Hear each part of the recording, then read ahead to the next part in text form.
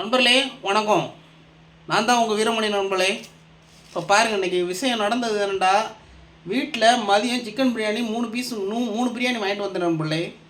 இப்போ பாருங்கள், chicken பிரியாணிலேருந்து piece 2 பிரியாணிலேருந்து piece எல்லாத்தையும் தின்னுட்டு வெறும் சோறை மட்டும் வச்சுருக்காங்க நண்பர்களே. நல்லா கவனித்து பாருங்கள், பீஸே இல்லை, சிக்கன் பீஸே இல்லை நண்பர்களே. வெறும் பிரியாணி மட்டும் வச்சுருக்காங்க நண்பர்களே. தயிர் வெங்காயமாக இங்கே கிடக்கும் நண்பர்களே. தயிர் வெங்காயமும் இதையும் வச்சுட்டு அவங்க சாப்பிட்டு தூங்கிட்டாங்க நண்பர்களே. நான் இப்போ இதை சாப்பிட்டு தூங்குவேன் நண்பர்களே.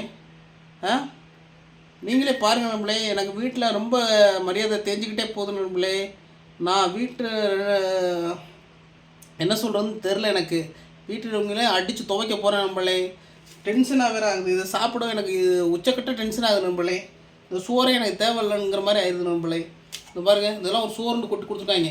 இப்படி கொட்டி விட்டு போயிடுவோம் நண்பர்களே. எனக்கு நண்பர்களே, பாத்திரம் கீத்திரம் எல்லாத்தையும் உடச்சி விட்ரு, எரிச்சலாக வருது நண்பர்களே. எனக்கு சாப்பிடவே மனசு வர மாட்டேங்குது.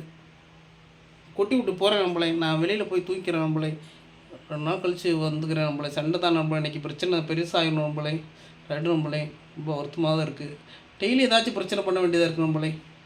பாருங்கள், கொட்டி விட்டேன் நண்பர்களே.